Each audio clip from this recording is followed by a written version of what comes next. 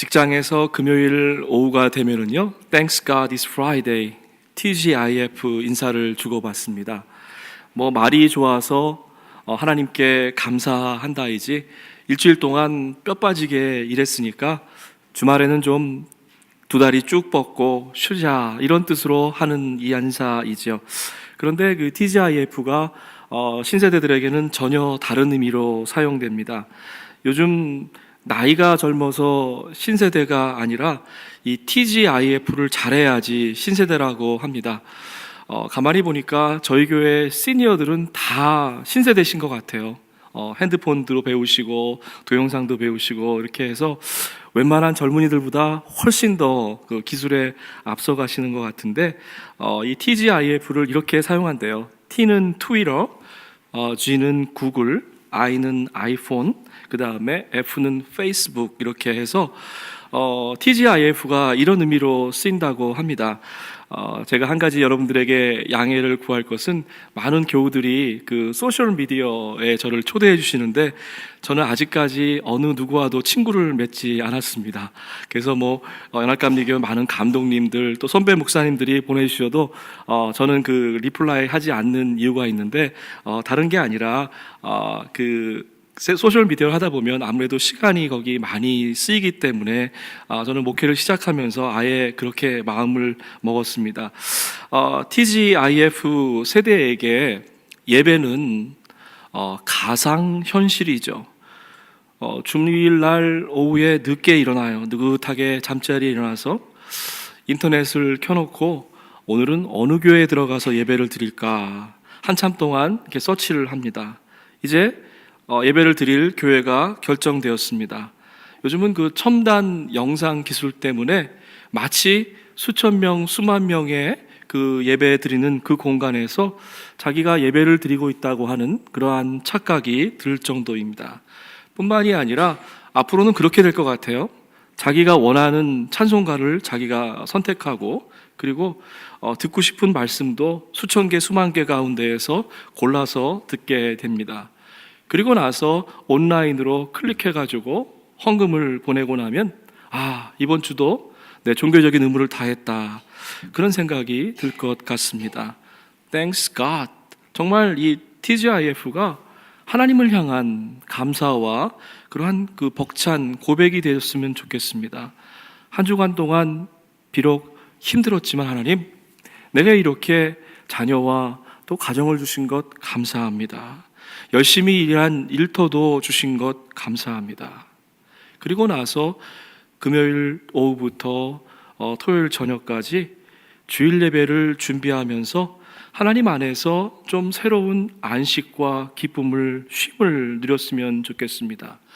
오늘 새벽에는 정말 예배가 무엇인가에 대해서 여러분과 함께 생각해 보고 싶습니다. 여러분 한번 생각해 보세요. 예수님을 믿고 나서 예배를 얼마나 많이 들으셨습니까? 수천 번, 어쩌면 수만 번, 가정 예배까지 다 포함하면 얼마나 많은 예배를 드렸는지 실 수가 없을 것입니다. 오늘 참된 예배가 어떤 것인지 저와 함께 좀 차근차근 생각해 보기를 원합니다. 사도 바울이 아테네 사람들에게 말합니다. 내가 다니면서 여러분이 예배하는 것을 좀 살펴보았습니다. 많은 신상들이 있는데 그 중에 가만히 보니까 그 신상 중에 하나의 이름은 알지 못하는 신이라고 쓰여 있습니다. 알지 못하는 신에게라고 새긴 제단도 보았습니다. 나는 여러분이 알지 못하고 예배하는 그 대상이 누구인지 여러분에게 알려드리려고 합니다. 우주와 그 안에 있는 모든 것을 창조하신 하나님께서 하늘과 땅의 주인이 되심으로 사람의 손으로 지은 신전 안에 하나님은 거하지 않으십니다. 또 하나님께서는 무슨 부족한 것이라도 있어서 사람의 손으로 섬김을 받으시는 것이 아닙니다. 하나님은 모든 사람에게 생명과 호흡과 모든 것을 주시는 분이십니다. 이렇게 하나님이 하신 것은 사람으로 하여금 하나님을 찾게 하려 하시는 것입니다. 여러분, 바울의 이야기에서 예배가 하나님을 찾는 것이다. 그리고 나서 계속되는 이야기는 사람은 하나님을 더듬어 찾기만 하면 만날 수 있습니다. 하나님은 예배의 자리에서 우리와 만나주기를 원하신다는 것이죠. 사실 하나님은 우리 각 사람에게서 멀리 떨어져 있지 않습니다. 이렇게 바울이 아테네에서 이야기를 했습니다. 자, 여러분, 다시 예배가 뭡니까? 정한 수, 깨끗한 물 하나 떠놓고 비나이다 막연한 대상을 향해서 손발이 부르트도록 빌고 절하는 것, 이런 것은 진정한 예배라는 게 아니라는 것을 우리가 잘 알고 있습니다. 예배를 받으시는 분, 예배의 주인, 예배의 대상이 분명해야 하는 것이죠. 오늘 새벽에 일찍 일어나서 여러분 주회전에 나오셨는데 지금 우리는 누구를 예배하고 있습니까? 하나님을 예배하고 있죠. 하나님 한 분만을 예배하고 있습니다. 여러분, 이것은 너무나도 지극히 당연한 대답입니다.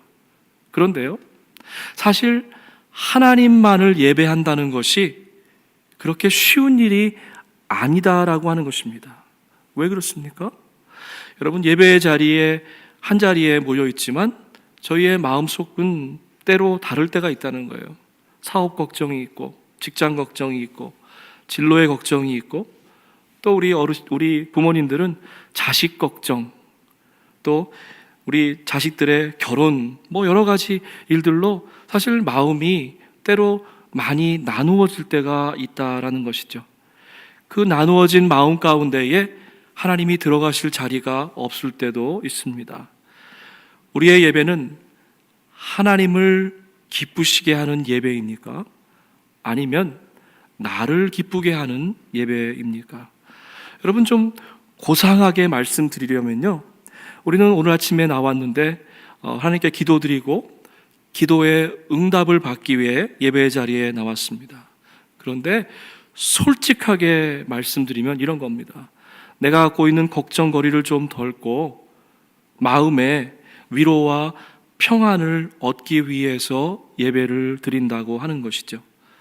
가끔씩 우리 주일 예배를 마치고, 정말 가끔씩입니다, 나오시면서 저를 격려해 주시려고 이런 말씀들 하세요.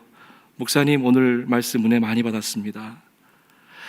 제가 좀 까탈스럽게 구는 것 같지만 사실 은혜 받는 것이 우리 예배의 목적이 될 수 없다라고 하는 것입니다.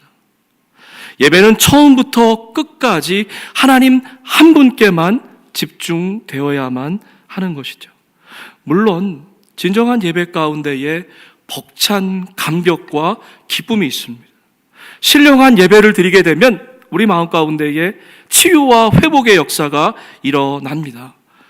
그러나 이것은 하나님께서 예배자에게 주시는 선물이라는 거예요. 그런데 이것이 예배의 목적이 될 수는 없다라고 하는 것입니다.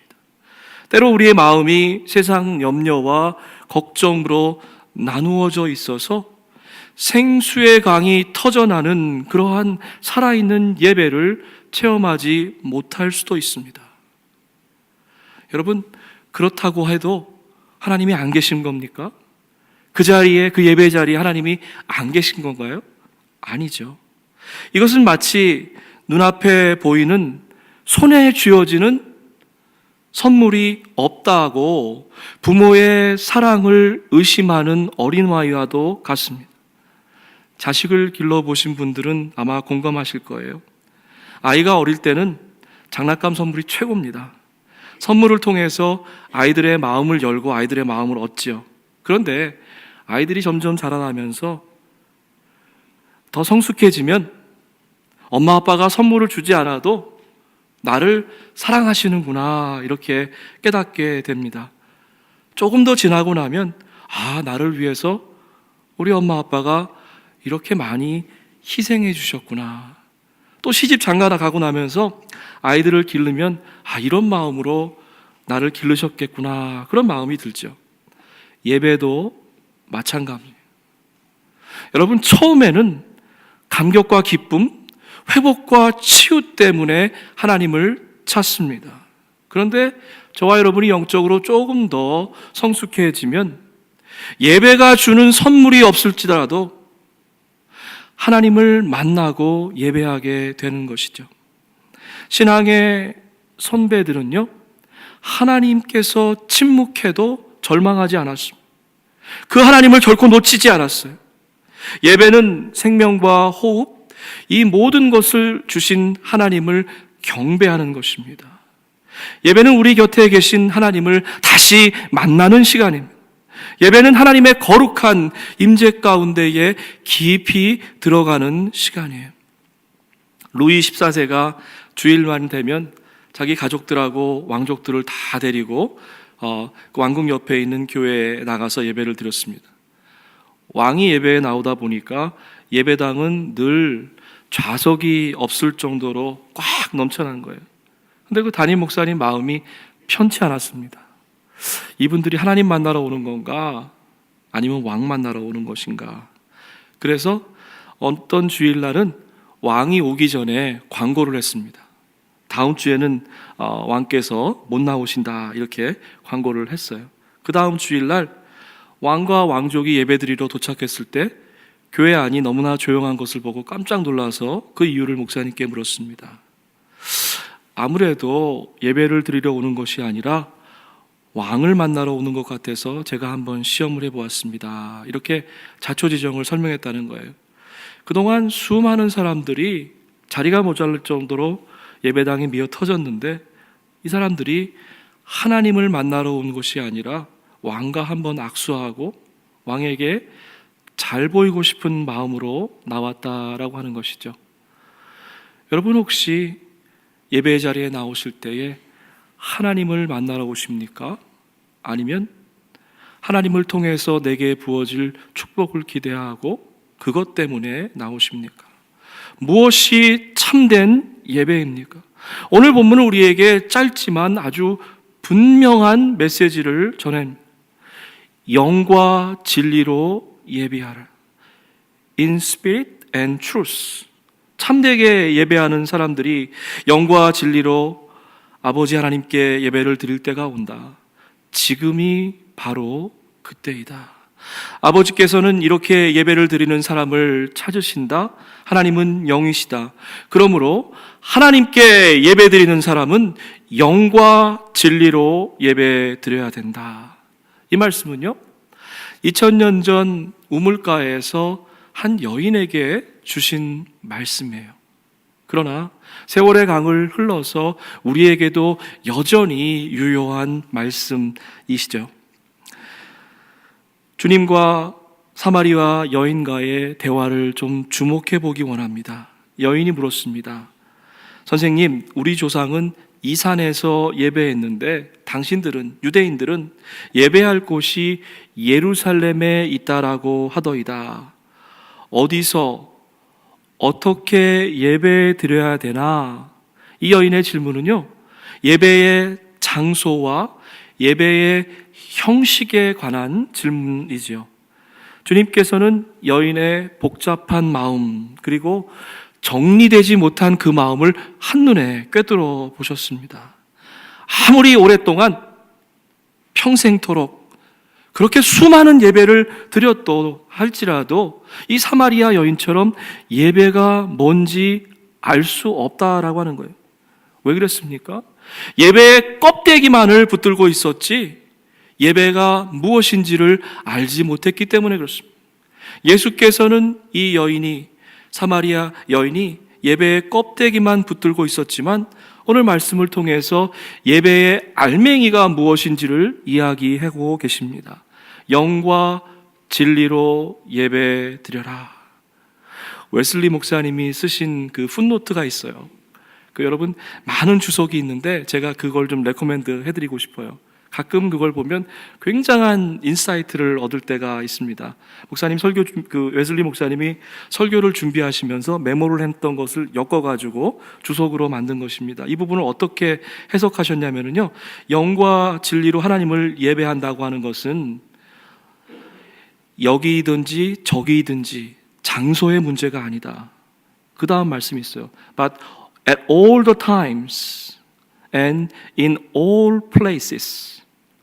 참된 예배는 시간을 넘어서 그리고 장소를 넘어서서 예배를 드리는 것이다. 진정한 예배는 시간과 공간의 제약을 받지 않는다라고 하는 것입니다. 무슨 얘기냐면 저와 여러분의 삶 전체가 예배가 되어야만 한다는 것이죠. 여러분, 주일날만 1시간 예배를 드리는 것이 아니라 한 주간 내내 여러분이 계신 그 자리에서 가정이 될 수도 있습니다. 일터가 될 수도 있습니다. 예배자로 살라고 하시는 거예요. 그 말씀은 무슨 얘기냐면요, 누군가와의 불편한 이야기를 나눌 때에도, 또 가정에서 음식 준비하고 설거지할 때에도, 아이들과 대화를 나눌 때에도, 또 멀리 떨어져 있는 자녀들과 전화를 통해서 대화를 나눌 때에도 그것이 하나님께 드려지는 예배가 되라라고 하는 것입니다. 그렇다고 하면 여러분, 왜 우리 주일 예배에 대해서 좀 이렇게 생각을 해보기 원해요. 주일 예배로 모였을 때 제일 처음에 우리가 하는 게 뭡니까? 왜 우리 전체 삶이 예배인데 왜 특정한 시간에 예배를 드려야만 합니까? 주일 예배는 뭐냐면요, 일주일 동안 여러분이 여러분의 삶의 자리에서 흩어져서 예배를 드리다가 온 공동체가 함께 모여서 공동체로서의 예배를 드리는 시간인 것이죠. 세상 가운데에서 빛과 소금으로 사시다가, 예배자로 사시다가 이제 한 마음으로 모아서 예배를 드리는 것입니다. 루즈벨트 대통령이 이런 이야기를 한 적이 있는데 이 말 가운데 굉장한 인사이트가 있어요. 하나님은 영이시기 때문에 어느 장소에서나 하나님을 예배할 수 있고 어느 시간에도 하나님을 예배할 수 있습니다. 그런데 여러분, 한 가지 조건이 충족되어야만 합니다. 당신이 어느 장소에서나 하나님을 예배하는 예배자가 되려거든 특정한 시간인 주일날, 특정한 장소인 교회에서 먼저 진정한 예배자가 될 때 그것이 가능합니다. 장소와 시간을 제약받지 않고 예배를 드리려고 하면 먼저 특정한 시간에 특정한 장소에 모여서 공동체로 예배드리는 것이 될 때에 그러한 것이 가능하다라고 하는 것이죠. 늘 드리는 그러한 예배이지만 우리의 예배 가운데 깊은 예배 신학이 담겨져 있습니다. 여러분, 우리 예배로 모일 때 처음에 개회 찬양을 드리잖아요. 그것은 뭐냐면 하나님이 우리의 찬양을 정말로 기뻐하시는 거예요. 이사야서 43장 21절, 이 백성은 나를 위하라고 내가 지은 백성이다. 그들이 나를 찬양할 것이다. 하나님께서는 저와 여러분을 만드셨는데 그 창조의 목적은 단 하나, 하나님을 찬양하라고 하는 것입니다. 그렇기 때문에 우리가 찬양으로 하나님께 나아가는 것이죠. 그리고 나서 예배로의 부름을 우리가 함께 합니다. 그것은 하나님께서 다시 한번 우리를 예배의 자리로 불러주신 것에 대한 우리의 벅찬 감사의 고백인 것입니다. 저희 교회는 참회의 기도를 드리는데 다시 한번 하나님 앞에 나와서 용서받은 죄인의 모습으로 예배의 자리에 들어가는 것입니다. 말씀을 통해서 우리는 하나님께서 나와 내 가정, 우리 공동체에 주시는 그 메시지를 듣습니다. 그리고 나서 말씀을 귀로만 듣는 것이 아니라 저와 여러분의 가슴판에 새깁니다. 그리고 마지막에 드리는 찬양은요, 결단 찬양이에요. 하나님, 오늘 예배를 통해서 내게 주신 감동, 내게 주신 결단대로 한 주간을 살겠습니다 라고 고백하는 것입니다. 저희 교회 예배 순서에 보면 축도라고 되어 있는데 저희가 우리 4월 첫째 주부터 그 표현을 좀 바꿨으면 좋겠어요. 축복과 파송이라고 이렇게 하려고 합니다. 그 이유는 세상 속으로 이제 한 주간 동안 우리가 여러분을 다시 파송해 드리는 것입니다. 여러분, 다시 한번 묻습니다. 예배가 뭡니까? 시작부터 끝까지 하나님이에요. 하나님만을 기쁘시게 해드리고 하나님만을 시원하게 해드리고 하나님의 가슴을 흡족하게 해드리는 것이 바로 예배입니다. 여러분, 그렇다고 하면 어떻게 하면 하나님의 마음을 시원하게 해드릴 수 있습니까? 그것은 저와 여러분이 제물이 돼야 되는 거예요. 로마서 12장의 말씀입니다. 그러므로 형제들아, 내가 하나님의 모든 자비하심으로 너희를 권하노니 너희의 몸을 하나님이 기뻐하시는 거룩한 산 제물로 드려라. 이것이 너희가 드릴 영적 예배니라. 오늘 읽은 요한복음 말씀과도 연결되는 말씀입니다. 그리고 나서 연결되는 말씀이 예배에 반드시 담겨져야 될 4가지 요소를 담고 있어요. 여러분, 돌아가셔서 로마서 12장 2절을 좀 깊이 읽어보시기 바랍니다. 거기 뭐라고 기록되어 있냐면요, 너희는 이 세대를 본받지 말고 오직 마음을 새롭게 함으로, 3번째, 변화를 받아, 4번째, 하나님의 선하시고 기뻐하시고 온전하신 뜻이 무엇인지 분별하도록 하라. 예배의 자리에 나오실 때마다 이 4가지 조건이 충족되어야 된다는 거예요. 이 세대를 본받지 말고 세상으로부터의 거룩한 격리를 이야기하는 것입니다. 마음을 새롭게 함으로, 예배의 순간에 나와서 예배 자리에 우리가 해야 될 것이 뭐냐면, 하나님, 내가 아직도 다듬어지지 못한 마음, 하나님 보시기에 아름답지 못한 마음이 있습니까? 새롭게 되기 원합니다 라고 하는 것이죠. 3번째, 예배 가운데 저와 여러분 가운데 반드시 거룩한 트랜스포메이션, 변화가 일어나야 돼요. 4번째, 예배를 드리고 나서 하나님의 선하시고 기뻐하시고 온전하신 뜻이 무엇인지를 분명히 우리가 깨닫고 분별해야 된다는 거예요. 여러분, 우리가 예배를 드렸는데 이 4가지의 요소가 없다라고 하면 저와 여러분의 예배를 다시 한번 점검해 볼 필요가 있습니다. 어떤 집사님이 주일날 예배 나오시는 게 너무 싫었어요. 그냥 하루 좀 편하게 쉬고 싶은데, 그래서 주일날 아침이 되면 이 핑계 저 핑계 대고 교회 안 나갈 궁리만 합니다. 하루는 부인에게 이렇게 얘기했어요. 여보, 오늘 우리 2 사람 중에 당신이 대표로 나가서 예배 드리고 나는 대표로 남아서 집을 지키겠다, 이렇게 얘기했습니다. 그리고 나서 예배 시간에 혼자 남아서 잠시 낮잠에 빠지게 되었어요. 꿈속에서 아내하고 이 분이 천국 문 앞에 이렇게 딱 갔습니다. 그때 천국 문 앞에 있는 베드로가 이렇게 이야기했답니다. 2 사람 부부 맞지요? 그때 맞다고 고개를 끄덕끄덕거리니까 베드로가 이렇게 얘기했대요. 그럼 대표로 1 사람만 천국에 들어오라고. 그래서 이 집사님은 소스라치게 놀라서 꿈에서 깨어났다라고 하는 겁니다. 그리고 그 자리에서 무릎을 꿇고 회개하고 정말 진정한 예배를 사모하게 되었다. 그리고 정말 자원해서 예배를 드리기를 그런 거부한 죄를 회개했다라고 합니다.